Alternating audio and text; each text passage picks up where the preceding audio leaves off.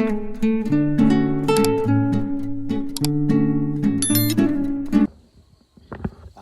ายดีพี่น้อง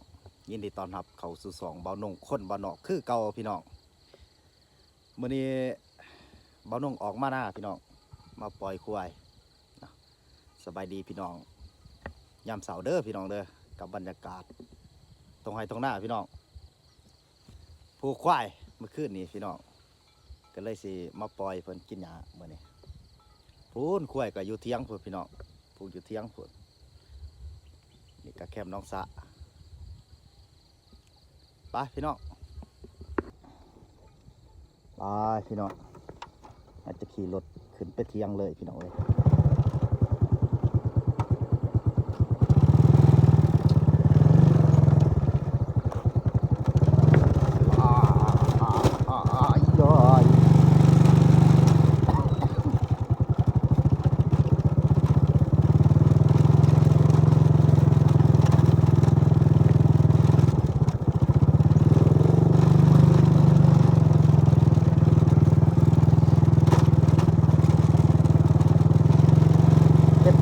ผิดเราบ่ได้ปลูกเพื่อนพี่น้องเมื่อคืนนี้บ้านน้องก็เลยออกมาปลูก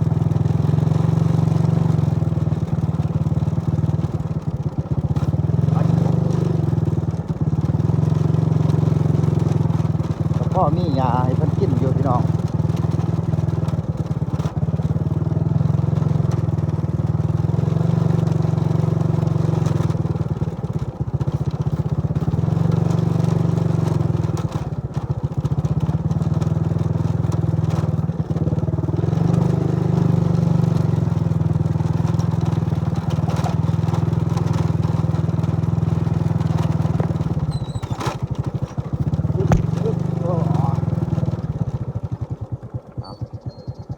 จอดรถไว้นี่พี่น้อง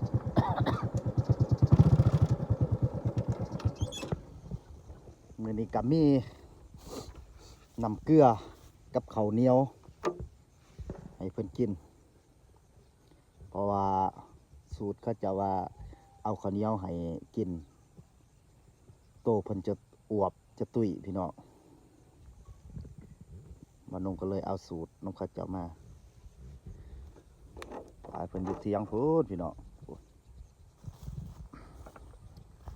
กินยาเขาลูกนี่พี่น้องกำลังปรุงใหม่ๆ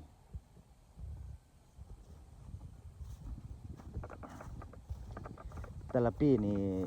มีแต่ควายเขาเจ้าเขาเพราะว่าเบาหนงก็บ่ได้เลี้ยงควายมาปีนี้เบาหนงเลี้ยงก็เลยแปลงเบิดหัวบ่ให้ควายเขาเจ้าเขาแต่สิปล่อยแต่ควายเบาหนงกิน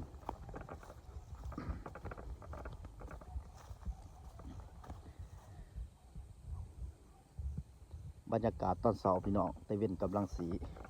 ผลขึ้นจากผู้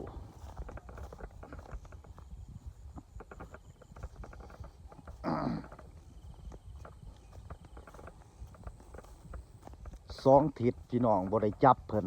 ปล่อยเพิ่นอยากแห่บ่อยากให้จับ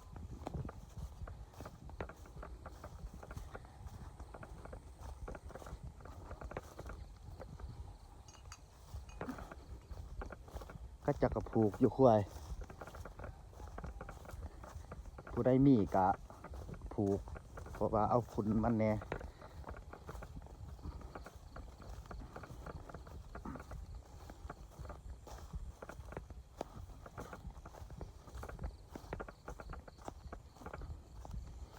นี่ยืนกระเทิน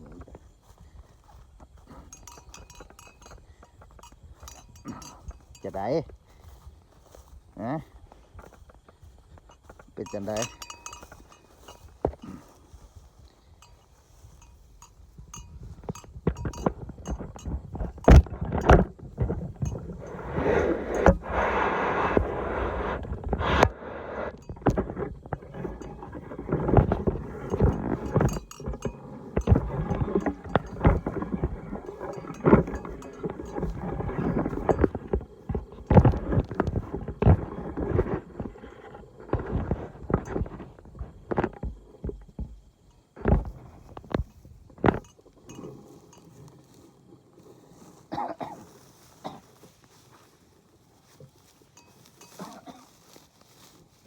งก็สิเอา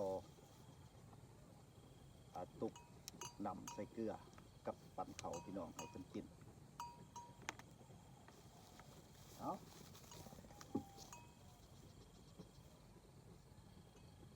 เกลือก่อน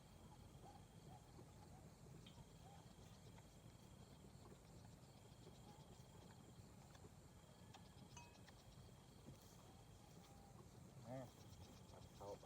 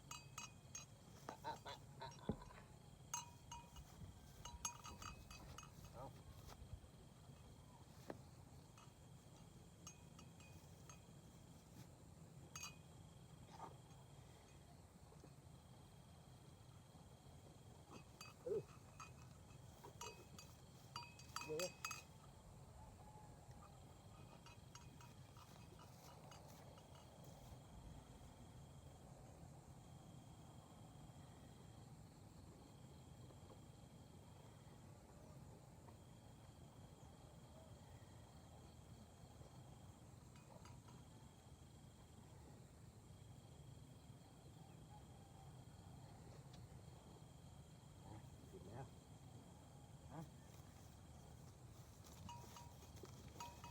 เอาเกลือ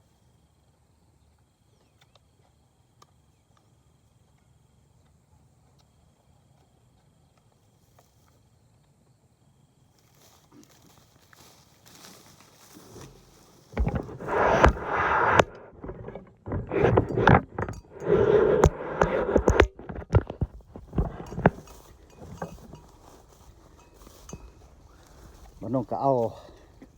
เขาเพิ่นกินยัดเขาในคอเพิ่นสิเอาเกลือแล้วก็สิปล่อยเพิ่นกินหญ้าเอา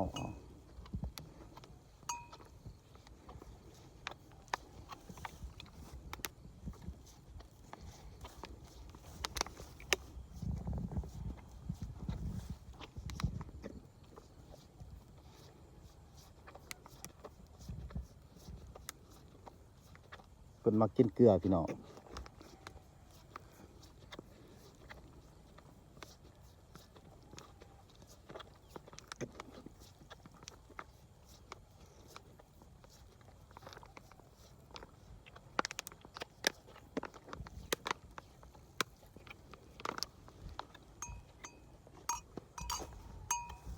เดี๋ยวจะแกะ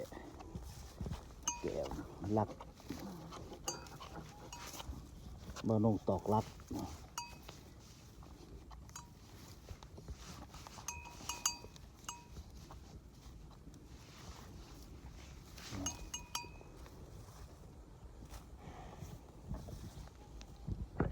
เนี่ย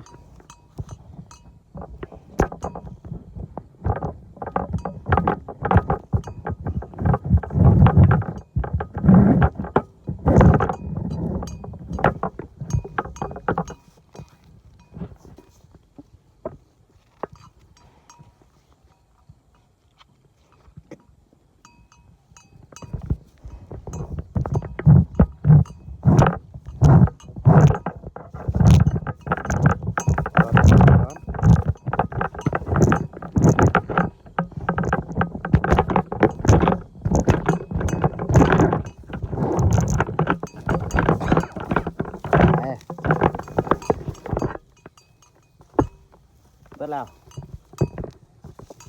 เนี่ยเอา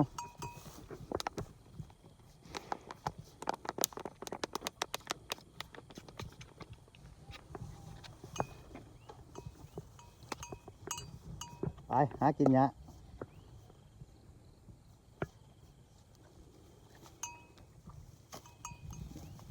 จะกินตามเขาที่มันตรง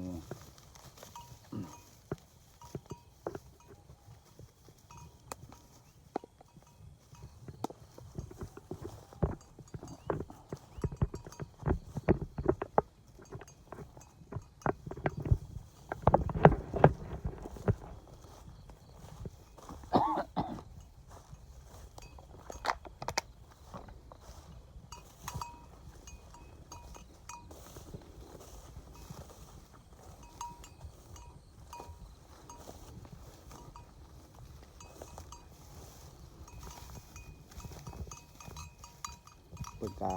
จะกินวนเวียนแถวนี้แหละพี่น้องเพราะว่าเพิ่นบ่ได้ออกนอกข้าหัวบ่นงเฮ็ดตันเบิดเพิ่นกินอิ่มแล้วเพิ่นอยากนำเพิ่นก็ลงไปนองไปเมบนำน้องไปกินนำเนี่ยแล้วก็ขึ้นมากินแถวนี้อีกพี่น้อง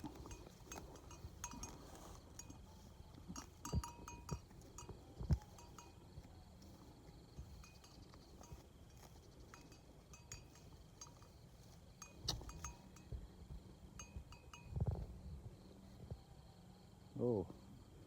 ขี่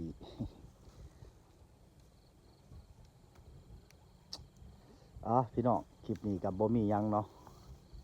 เรานงกะมาถ่ายปล่อยควายแล้วกับพาพี่น้องมาชมบรรยากาศตอนเช้านี่ตะเวนกำลังสิฝนขึ้นจากขอบฟ้าพี่น้องอากาศตอนเช้า